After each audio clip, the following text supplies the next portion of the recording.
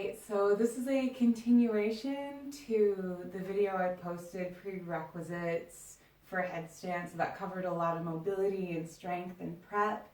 So presuming you're ready to get upside down and move into headstand, there's a couple different entries that I'll go over, and I'll talk about it while we warm up the shoulders and start to establish. So because there will be a lot of technique and discussion, this isn't just a vinyasa flow, it's just more headstand specifics, assuming you have a healthy neck to put weight into your head. There's no reason you shouldn't be upside down. I'll leave that to your discretion. I'm just playing with the shoulders, feeling the connection between the shoulder girdle, the rib cage, the spine, the neck, and the position of the head. And it's all so movable and changeable. And then when we're doing a headstand, we're asking it to become foundation. We're asking it to become really solid, like the way the feet, the legs, and the pelvis usually behave. So that's why I have prerequisites, that you want to be comfortable carrying your weight in your shoulders for a good amount of time. Because especially in the beginning, maybe you aren't used to using your neck as foundation, and it's so small, it's the smallest part of the spine, it's so wiggly. So it takes some adaptation. And the body is so changeable, so I'm not saying headstands are bad for you by any means, but it takes some adaptation and some strengthening. There's two different kinds of headstands. And generally some contraindications for headstands, and especially the variation where there's a lot more weight in your neck than there would be in your shoulders. If you have jaw tension, if you wear a night guard, if you have middle ear stuff or tinnitus, which like I do intermittently, which is why I know this, probably you want to keep the weight as much in your shoulders as possible. If you have done wrestling, if you watch wrestlers and they have really powerful necks, so you have a really good neck strengthening practice and you don't have any jaw issues, then by all means spend more time in the variations that put more direct weight on the neck. But it's kind of two different attitudes you can take with your headstands. Notice how I've moved from drawing little circles at the shoulders to starting to just twist from side to side. Feeling the way that's playing with the rib cage and the spine. I'm starting to take the eyes all the way around into that twisting action as well.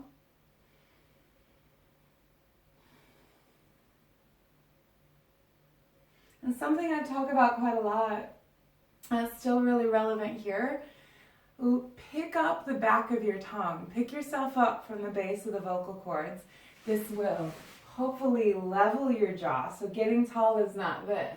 Getting tall is picking yourself up right at the back of the throat, which will help to create length here, length through the neck. As we twist and taking my eyes all the way around through that twist. And we'll come to all fours. I'm going to play with the hands a little bit.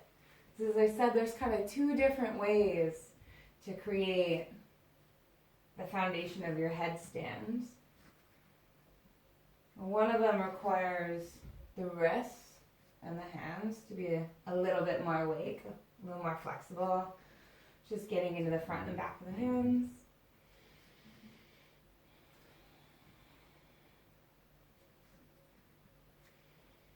So assuming this is a more advanced practice, and assuming you have the fundamental movement in a yoga practice, that tricep press-up position, we use it in chaturanga, we use it for a crow, any of the arm balances, and we use it for headstand as well.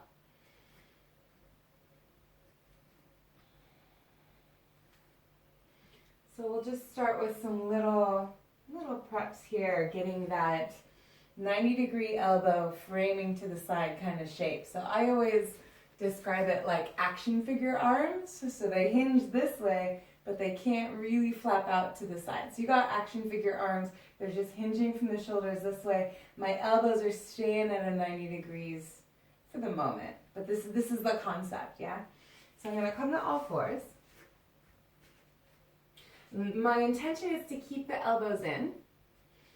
I'm going to rock forward to just a half plank. And then come back. Exhale, zip the belly, rock forward, just a half plank. Testing that when I bend, micro bend my elbows, they're shooting back, so I have that action figure arms position. So, assuming this is pretty easy strength-wise, this is a skeletal positioning warm-up. Like, I'm sure you can all bust out press-ups. So this is just finessing your skeletal position. I'm zipping my core, leaning forward, elbows in close. Just increasingly dipping into that shape, that boxy little 90-degree shape. And that little square shape, as you come forward, grip the hands. My elbows are staying close, my neck is still nice and long.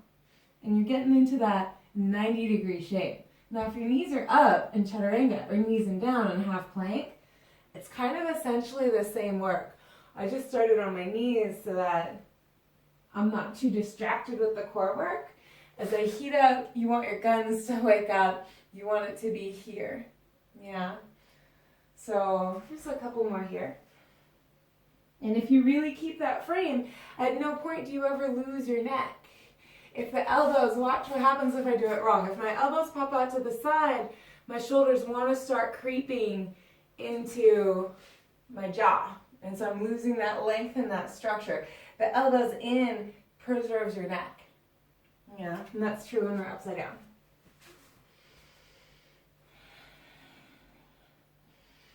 Now you can start, as you come forward, if you want to make it a little stronger, lift your knees. Create a chaturanga. Back up. And sink. Come forward. Lift the knees. Squeeze your bum. Squeeze your core. Chaturanga. Press. And come back. Good. And we'll just wiggle out from here. Play. Take any free actions with the shoulders that you wish.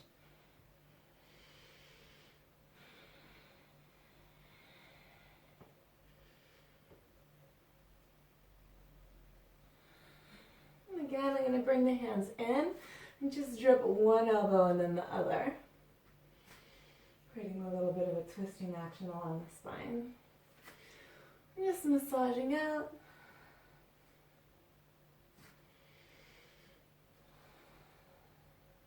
Good. So, just going over some concepts that we established in the first video. My thumbs are pointing down. I'm going to grab the back of my head and just work the elbows. My thumbs are massaging this area around the ear, the scalp, the jaw.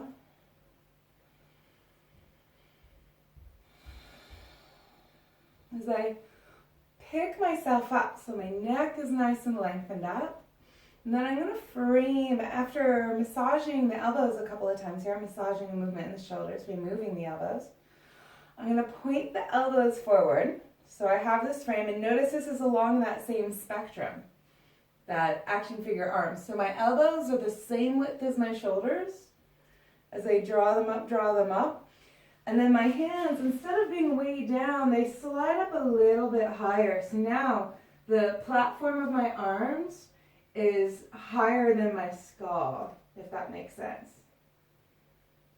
Yeah, so these are now like forklifts, ready to take weight. So with that in mind, we're going to come down to all fours. I'm going to put my elbows on the ground. So again, here's that action figure arms alignment.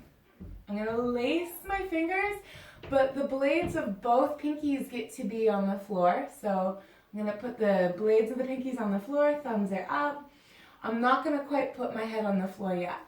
I'm going to crunch my core. So notice if the belly's relaxed, you got to sway back like a horse. I'm going to zip my belly. I'm going to press through those forearms. My head is miles away from the ground. So here I am, my head's miles away from the ground, yeah? So it's just like when I was sitting a moment ago, driving my forearms up. And this is carrying all my weight in my shoulders. I'm going to walk forward depending on how far your hamstrings let you go, how far you tiptoe in. The longer your hamstrings, the more you're going to be able to boost up, the more energy you're going to be able to save yourself. Again, my prerequisite is that I can breathe here for about 8 breaths. If not, then keep doing this drill. But if you can hang out here for a while and your head doesn't wind up melting on the floor, then you're electing to come down to a headstand. Yeah? So, knowing that you can carry your full weight in your arms, but you're choosing to bring it down to your head so that you create this tripod of the elbows and the head on the floor. And then I'll come back down. Set up. And this time, I'm going to tuck my head down, but I'm still like 80% in the arms and only like 20% in my head and my neck. Different schools differ as to where you want the pressure. Some people say put it right flat on the fontanelle. Some go slightly forward, some go slightly behind. So I say do what feels best for you, but being conscious that there's a selection of points where you could be. Do what feels best for your skull. Everyone's a little different. Personally, I like to tuck and drive up just slightly behind the fontanelle. May or may not suit you, but experiment. So I'm going to tuck, I'm going to locate, I'm going to push down. I'm 80% in my arms as I lift and walk in, and I want to make sure that I can maintain this. And breathe. And maybe pick up one foot, loading, loading, loading, keeping it strong in my arms so I don't lose my neck. And switch, take the other leg up, keeping it strong in my arms, testing the attention span of my shoulders. And bring it down. Roll up. Good. So we've got our setup. And as far as getting the legs up overhead and starting to float and really balancing, there's a couple different approaches you can take. You could use a wall. The thing that I don't like about kicking onto the wall is that you never learn to control your momentum and control your body weight, and you become reliant on this invisible support behind you. So for this tutorial, I'm going to avoid it. So we're going to instead learn how to hopefully not be afraid to somersault. So if you have a bad neck or a bad spine, or for some reason you're afraid to fall, if this doesn't look like something your body is willing to do, maybe the wall is there for you. But hopefully, knowing that that's the worst thing that's going to happen, and we've probably all hopefully somersaulted at one point in our lives, I have a matted area, maybe you have some lawn area, or even if you somersault on a hardwood floor, it's not the end of the world. I've done it loads of times. It's kind of annoying on your fingers if you somersault from a headstand, but knowing that that's the worst thing that's going to happen, experiment, don't be afraid to somersault, and then you'll learn to catch yourself. So the way we're going to pop up, I'm going to set up on the floor. I'm going to put the weight of my forearms. I'm going to slowly tuck in. I'm still 80% in my arms, only about 20% in my neck. I'm going to come forward, and the more I drive through my wrists and my arms, the less I'm going to somersault. I'm going to bring my feet in and just tiny bunny hops. Now at first you might be here, just tiny, tiny. Eventually you might take your feet over your hips and find little moments where you're pausing here. And I'm not gonna take the legs up into the air right immediately, because when your legs are up in the air, they have so much leverage to pull you around. You're more likely to flop over, and you're more likely to fall more like a tree in the forest rather than rolling like a little hedgehog. So another reason why this is advantageous is We're learning to fall out. We're learning to work without a wall. And if you do bail out, you just somersault over. Not the end of the world. So feel free to pause the video and play with that. And I'll talk a little bit about the pelvic position. Yeah. And what I mean by that is, so I'll pretend I'm in a headstand. I'm driving up. And when you're doing all the core work, you're curled up. Now this is going to guaranteed hedgehog you and somersault you and roll you forward. So I'm actually, when you start hopping up, you're going to create a little curve in your back to get your hips over your shoulders. So watch the change in direction in my hips when I hop up. So right now, I'm a little curled in because I'm using my core. Scrunching in. And get upside down. I'm a little curled in. Now when I hop up, I'm going to try to send my hips over my shoulder. Do you see that adjustment? I'm curled, I'm over my shoulder. Curled, over my shoulder. And getting my bum over my shoulders creates that lightness. Like when you're stacked, when you're neutral, I mean, I'm working, but it's not as much work as that.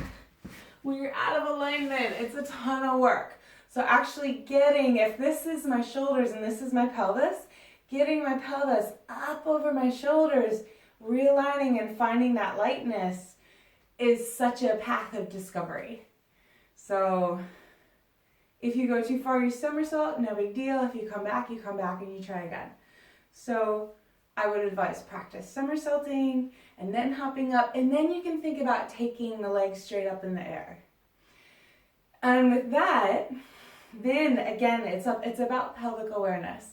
So thinking of switching gears with each stage. So stage 1 is setting up, engaging the core. Pelvis is very tucked under.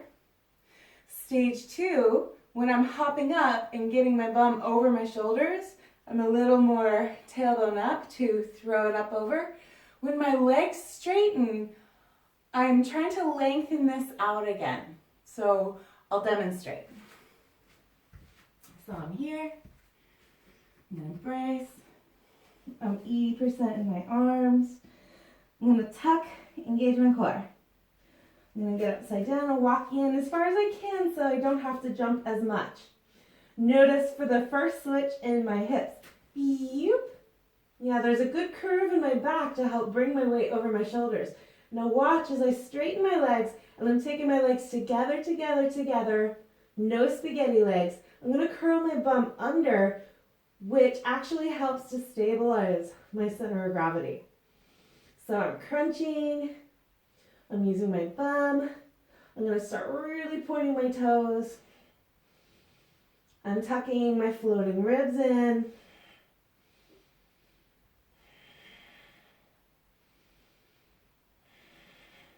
Watch what happens when I start to come back down. My bum relaxes and I come back towards an anterior tilt. Watch what happens as I come down.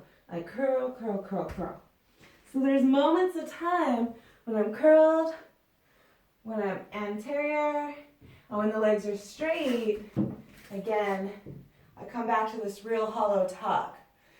Because when the legs are straight, if I don't do that, this segment is really uncontrolled, and that's going to topple you. Yeah? So that planky kind of action, this is why we do that high plank. That planky action is really what sets you here. So pause, play, fall over. The next little bit of information I'd like to share with you guys is that the other variation which you see commonly from wide-legged forward fold. And that one puts a lot more weight in the neck. You still want to try to make it about the shoulders though. So that's the tripod headstand of this one. So again, this may or may not be available to you depending on how flexible your hamstrings are or the inner thighs are. So I'm going to melt down, melt down, melt down, and start to find the floor. And as I bring my head towards the ground, I want to make sure that I have those action figure arms again, yeah? Because those action figure arms are going to take more weight. If my elbows are popped out to the side and I'm like this, they aren't helping at all, and all of my full body weight is driving down through the most delicate part of my spinal column. So, keeping it framed, I'm going to fold down, looking to keep my neck nice and long, framing those elbows in. Now, this start position may or may not be available to you depending on how open your forward fold is. But I'm really engaging my shoulders. I'm hugging my elbows in. I'm thinking about my action figure arms, even though I'm starting to put a lot more weight on my head. I'm going to lean forward, and just play here a couple of times. Again, spend some time here. My heels are up. I still have my tiptoes down. Again, I'd recommend taking 8 breaths here and making sure you're happy there. Then if you feel like coming up, watch again the changing gears in my hips. So I'm folding down. Right now I'm pretty curled. I'm going to keep my core engaged, but watch the change in the shoulders, or in the pelvis. Notice how I've gone anterior again to get my weight over my shoulders. And I tuck back down. This itself is a really great drill. I'm equally thinking about framing those action figure arms as much as I'm thinking about hoisting the legs up. When I bring the legs together, again, that hollow body position. Core, bum, sparky legs. If my legs are asleep, they'll be out of control. They'll push me down or they'll knock me over. And really take some time here. When you come back down, wiggle out the shoulders, slow the breath. I'm going to use my thumbs again on the back of my neck to massage and lengthen. Gently create some traction, almost like I'm pulling myself down towards the floor. Now, if that's not available, not because of any issues in your neck or your shoulders, but because your hammies are tight, you can get there from this little froggy position, or actually from all fours, I should say. So I'm going to tuck in, I'm going to lean down, I'm tucking my chin a little bit and really setting my neck nice and long. Frame the elbows in and look to make a triangle on the floor. So I'm going to send my head forward so that I have a nice solid tripod. I'm thinking about my arms just as much as I am taking weight on my head, but I'm really thinking about the arms.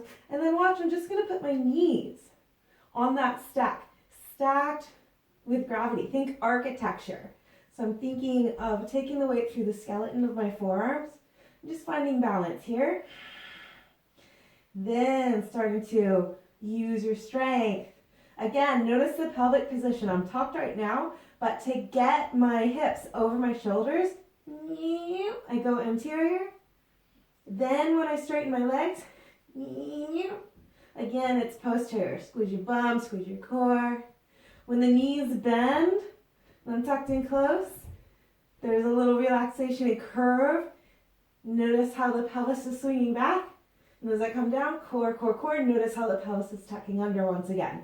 If you feel really strong, you can pull into a crow. We'll see if it works for me today. You might get more hang time than that. So there's a lot to play with in there. Obvious disclaimer, experiment with your own discretion. I've tried to give you as much safety and technique as I can. You're looking to frame through the skeleton. You're looking to fire up through the arms and the shoulders. And then, you're working the neck. But if that tripod variation just looks sketchy or you have issues, jaw stuff, tinnitus, this is going to be your variation. And after all that dancing around in the neck, again, thumbs behind the ears, down into the neck, down back into the skull, and deepening and slowing the breath.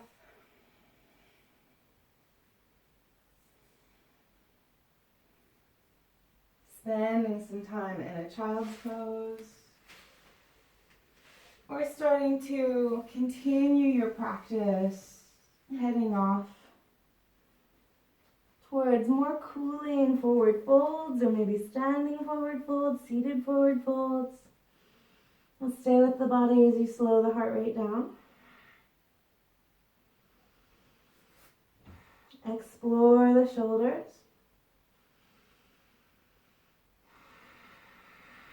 It's often just after a strong, powerful pose, when you're getting the adrenaline rush and celebrating, I did it, you can disconnect, and that's often the time when you can tweak a muscle, or you might realize that you pushed it too far. So celebrate in about 5 minutes from now, if that was your first headstand, and just stay connected and massage.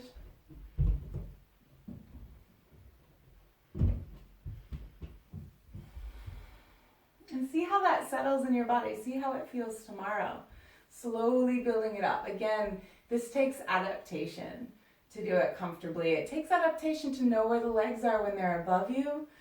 With inversions and arm balances, understand that you will fall. So it's learning how to fall well. Somersaulting out is probably the easiest and safest, convenient way to fall out. Using the wall tries to bypass that. I think ultimately just spending the time, get integrity in their shoulders and be humble. If it feels scary without the wall, just do the drills staying here until you really feel comfortable being upside down for a long time. And then slowly take it up further. Let me know how that treats you. Feel free to ask me questions and get in touch. Thanks so much. We'll see you next time.